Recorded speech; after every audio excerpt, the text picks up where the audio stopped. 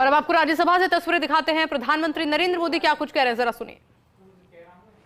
मैं आज संसद के उच्च सदन के सामने और देशवासियों के सामने इन विकट परिस्थितियों पर सरकार का पक्ष साझा करने के लिए उपस्थित हुआ हूं।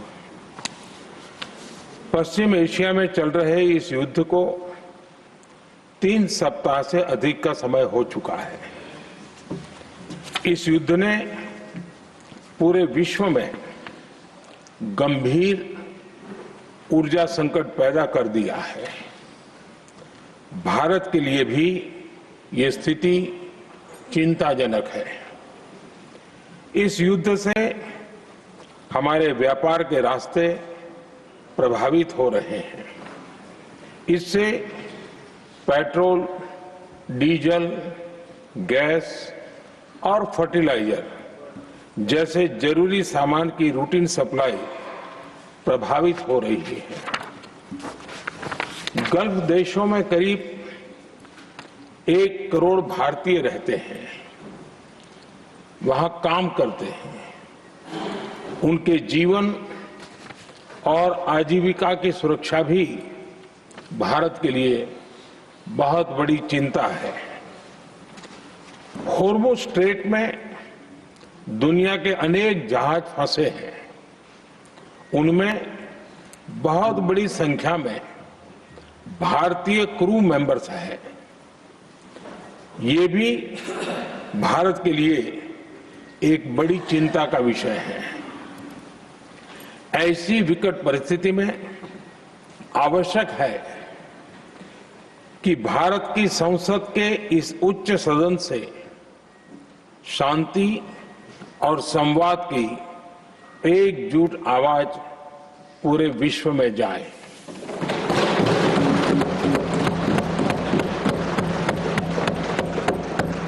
सभापति जी, युद्ध की शुरुआत के बाद से मैंने पश्चिम एशिया के ज्यादातर देशों के राष्ट्राध्यक्षों के साथ 2 राउंड फोन पर बात की है। हम गल्फ के सभी देशों के साथ लगातार संपर्क में हैं। हम ईरान, इजराइल और अमेरिका के साथ भी संपर्क में हैं। हमारा लक्ष्य डायलॉग और डिप्लोमेसी के माध्यम से क्षेत्र में शांति की बहाली का है। हमने डी एस्केलेशन और हॉर्मुज़ स्ट्रेट खोले जाने पर भी उनसे बात की है। कमर्शियल जहाजों पर हमला और हॉर्मुज़ स्ट्रेट जैसे अंतर्राष्ट्रीय जलमार्ग में रुकावट अस्वीकार्य है। भारत ने नागरिकों पर, सिविल इंफ्रास्ट्रक्चर पर, एनर्जी और ट्रांसपोर्ट से जुड़े इंफ्रास्ट्रक्चर पर हमलों का विरोध किया है। भारत डिप्लोमेसी के जरिए युद्ध के इस माहौल में भी भारतीय जहाजों के सुरक्षित आवागमन के लिए सतत प्रयास कर रहा है। भारत ने इस समस्या के समाधान के लिए संवाद का ही रास्ता सुझाया है। इस युद्ध में किसी के भी जीवन पर संकट मानवता के हित में नहीं है। इसलिए भारत का सतत प्रयास सभी पक्षों को जल्द से जल्द शांतिपूर्ण समाधान के लिए प्रोत्साहित करने का है। सभापति जी, संकट की स्थिति में देश विदेश में भारतीयों की सुरक्षा हमारी बहुत बड़ी प्राथमिकता है। युद्ध शुरू होने के बाद से लेकर अब तक 3,75,000 से अधिक भारतीय सुरक्षित भारत लौट चुके हैं।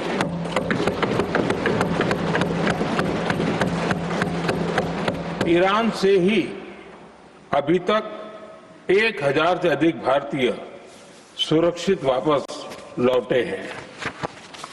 इनमें 700 से अधिक मेडिकल की पढ़ाई करने वाले युवा हैं। हमारी सरकार संकट के इस समय में पूरी संवेदनशीलता से काम कर रही है। सभी देशों ने वहां मौजूद भारतीयों की सुरक्षा का पूरा आश्वासन दिया है। हालांकि ये बहुत दुखद है कि हमलों के कारण कुछ भारतीयों की मृत्यु हुई है और कुछ घायल भी हुए हैं। ऐसे मुश्किल हालात में परिवारजनों को आवश्यक मदद दी जा रही है। जो घायल हैं, उनका बेहतर इलाज सुनिश्चित कराया जा रहा है। सभापति जी, होर्मुज स्ट्रेट विश्व व्यापार के सबसे बड़े रूट्स में से एक है। विशेष तौर पर कच्चे तेल, गैस और फर्टिलाइजर से जुड़ा परिवहन इस क्षेत्र से बहुत बड़ी मात्रा में होता है। युद्ध के बाद से ही होर्मुज स्ट्रेट में जहाजों का आना जाना बहुत चुनौतीपूर्ण हो गया है। लेकिन विपरीत परिस्थितियों के बावजूद हमारी सरकार ने संवाद से, कूटनीति के माध्यम से रास्ते बनाने का प्रयास किया है। प्रयास ये है कि जहां से भी संभव हो वहां से तेल और गैस की सप्लाई भारत पहुंचे। ऐसी हर कोशिश के नतीजे भी देश देख रहा है। बीते कुछ दिनों में दुनिया के अनेक देशों से कच्चा तेल और एलपीजी से भरे जहाज भारत आए हैं।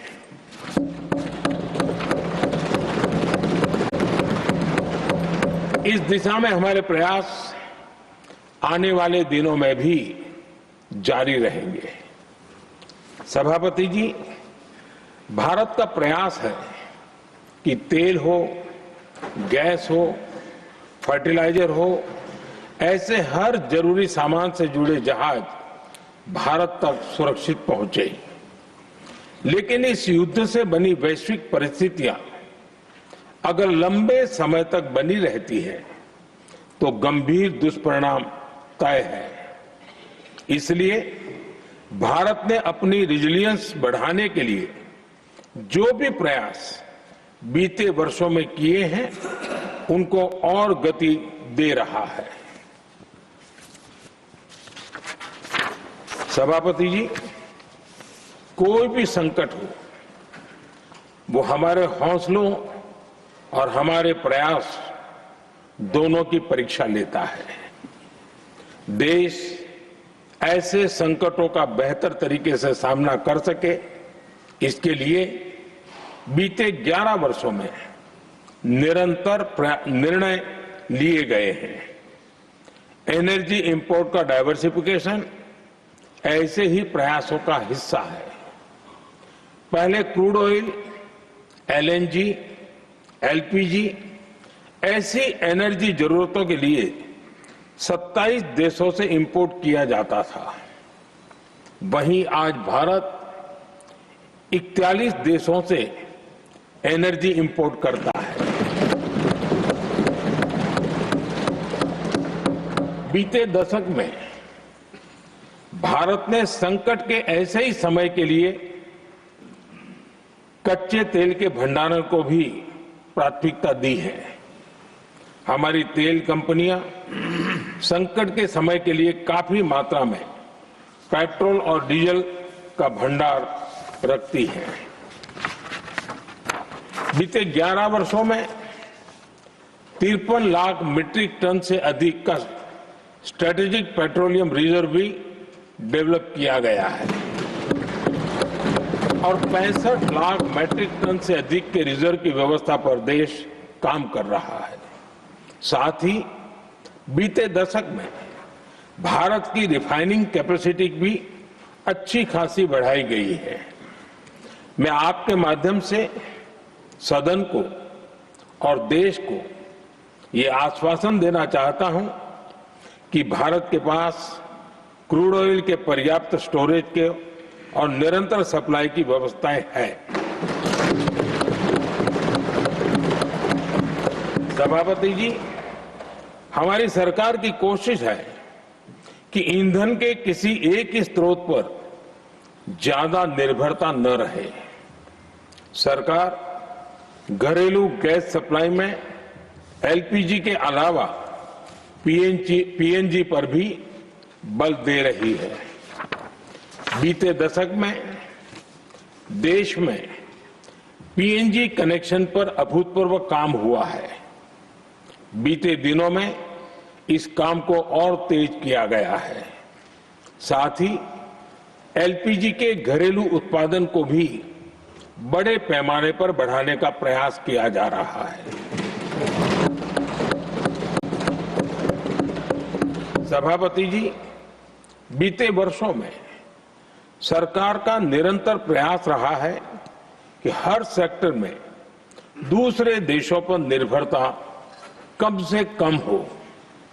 हम ज्यादा से ज्यादा आत्मनिर्भर हो, यही एकमात्र विकल्प है। जैसे भारत का 90% से अधिक ट्रेड विदेशी जहाजों पर होता है। ये स्थिति किसी भी वैश्विक संकट में भारत की स्थिति को और भी गंभीर बना देती है।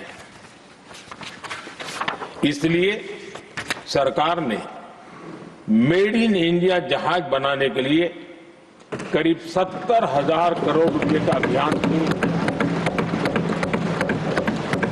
भारत आज ship building, ship breaking, maintenance and overhauling ऐसी हर सुविधा के निर्माण पर तेज गति से काम कर रहा है। भारत अपने डिफेंस सेक्टर को भी अधिक रेजिलिएंट बना रहा है। बीते दशक में किए गए प्रयासों से भारत आज अपनी जरूरत के अधिकांश हथियार भारत में ही बना रहा है। एक समय था जब भारत अपने जीवन रक्षक दवाओं के कच्चे माल यानी एपीआई के लिए भी दूसरे देशों पर बहुत अधिक निर्भर था। बीते वर्षों में देश ने भारत में ही एपीआई इकोसिस्टम बनाने के लिए अनेक प्रयास किए हैं। इसी प्रकार रेयर अर्थ मिनरल्स में विदेशी निर्भरता को कम करने के लिए भी बड़े कदम उठाए जा रहे हैं।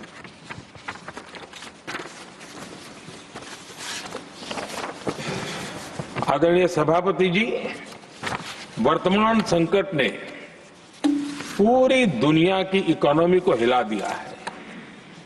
अभी तक पश्चिम एशिया में जो नुकसान हुआ है उससे रिकवर होने में भी दुनिया को बहुत समय लगेगा।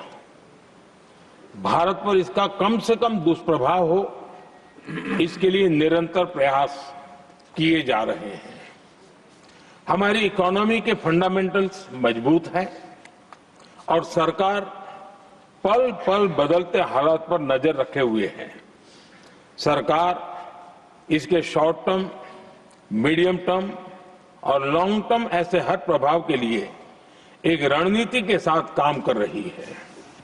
भारत सरकार ने एक इंटर मिनिस्ट्रियल ग्रुप भी बनाया है। ये ग्रुप नियमित मिलता है और हमारे इंपोर्ट एक्सपोर्ट में आने वाली हर दिक्कत का आकलन करता है और ये ग्रुप आवश्यक समाधान पर भी निरंतर काम करता रहा है।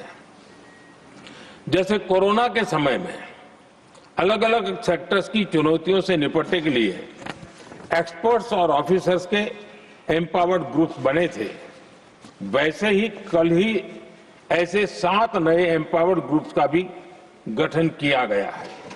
ये group supply chain, petrol diesel, fertiliser, gas, महंगाई ऐसे विषयों पर त्वरित और दूरगामी रणनीति के तहत कार्रवाई करने का काम करेंगे। मुझे पूरा भरोसा है कि साझा प्रयासों से हम परिस्थितियों का बेहतर सामना कर पाएंगे। आदरणीय सभापति जी, सरकार ये भी प्रयास कर रही है कि आने वाले बुआई के सीजन में किसानों को पर्याप्त खाद मिलती रहे। सरकार ने खाद की पर्याप्त सप्लाई के लिए आवश्यक तैयारियां की हैं। सरकार का निरंतर प्रयास है कि किसानों पर किसी भी संकट का बोझ न पड़े। मैं देश के किसानों को फिर आश्वस्त करूंगा कि सरकार हर चुनौती के समाधान के लिए उनके साथ खड़ी है।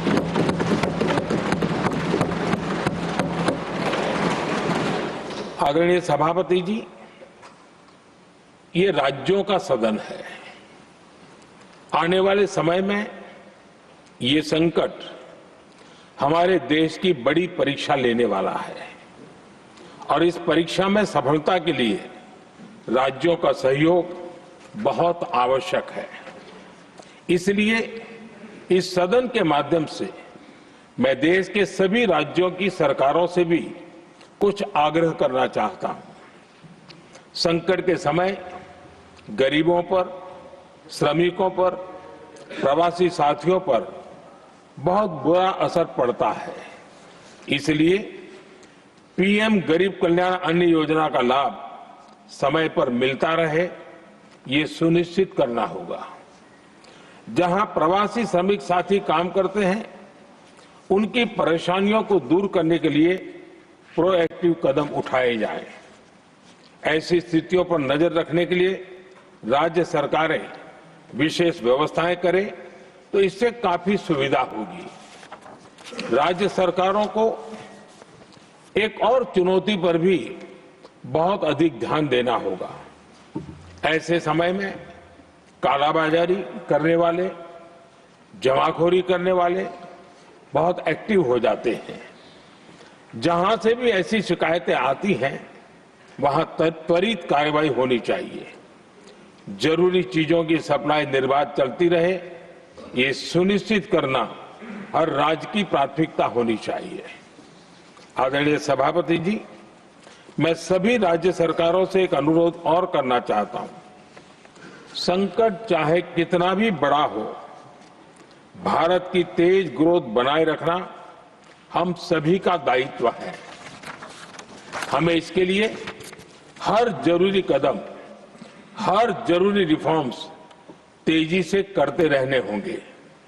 ये राज्य सरकारों के पास बहुत बड़ा अवसर भी है। ये टीम इंडिया की भी बहुत बड़ी परीक्षा है। कोरोना के महासंकट में केंद्र और राज्यों ने टीम इंडिया बनकर कोविड मैनेजमेंट का एक बेहतरीन मॉडल सामने रखा था। अलग अलग पॉलिटिकल पार्टी की सरकारें होने के बावजूद टेस्टिंग, वैक्सीनेशन से लेकर जरूरी चीजों की आपूर्ति टीम इंडिया के प्रयासों से ही सुनिश्चित हो पाई थी। हमें उसी भावना के साथ आगे भी काम करना है। सभी राज्य सरकारों और केंद्र सरकार के प्रयासों से देश इस गंभीर वैश्विक संकट का प्रभावी रूप से सामना कर पाएगा। आदरणीय सभापति जी, ये संकट अलग प्रकार का है और इसके समाधान भी अलग प्रकार से ही तय किए जा रहे हैं। हमें धीरज के साथ, संयम के साथ, शांत मन से हर चुनौती का मुकाबला करना है। आदरणीय सभापति जी, जैसा कि हम देख रहे हैं कि इस युद्ध को लेकर पल पल में हालात बदल रहे हैं, इसलिए मैं देशवासियों से भी कहूंगा कि हमें हर चुनौती के लिए तैयार रहना ही होगा। इस युद्ध के दुष्प्रभाव लंबे समय तक रहने की प्रबल आशंका है, लेकिन मैं देशवासियों को भरोसा देता हूं, सरकार सतर्क है, तत्पर है और पूरी गंभीरता से रणनीति बना रही है, हर निर्णय ले रही है। देश की जनता का हित हमारे लिए सर्वोपरि है। यही हमारी पहचान है, यही हमारी ताकत है। इसी भावना के साथ मैं अपना वक्तव्य समाप्त करता हूं। बहुत बहुत धन्यवाद।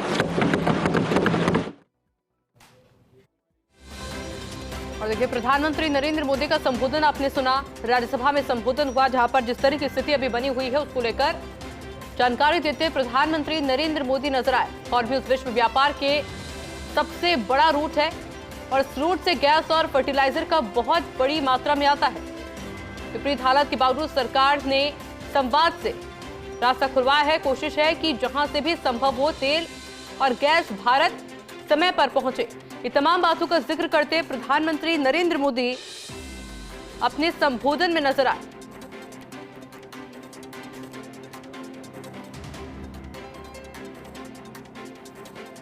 मिडिल ईस्ट जंग जारी रही तो गंभीर नतीजे तय हैं। संसद के बजट सत्र का दूसरा चरण, जिसके अंदर संबोधन हुआ प्रधानमंत्री मोदी का, जिसमें पूरी स्थिति को स्पर्श करते हुए और क्या रणनीति के तहत भारत कार्य कर रहा है, क्या स्थिति भविष्य में हो सकती है, इसको लेकर जानकारी देते हुए प्रधानमंत्री नरेंद्र मोदी राज्यसभा में नजर आए। मिडिल ईस्ट जंग के समाधान के लिए भारत ने संवाद का रास्ता चुना है। इस रूट से गैस और फर्टिलाइजर का बहुत बड़ी मात्रा में आते हैं और इसलिए संवाद की कोशिश लगातार की जा रही है। कोशिश है कि जहां से भी संभव हो तेल और गैस भारत पहुंचे। दुनिया के अनेक देशों से कच्चे तेल और एलपीजी से भरे जहाज भारत आते हैं और दिशा में हमारे प्रयास आने वाले दिनों में भी इसी तरीके से जारी रहेंगे। कोई भी संकट हमारे हौसले और प्रयास की परीक्षा लेता है। देश ऐसे संकटों का सामना कर सके, इसलिए 12 सालों से लगातार प्रयास भी किया जा रहा है ताकि एक अच्छा संवाद कायम हो सके।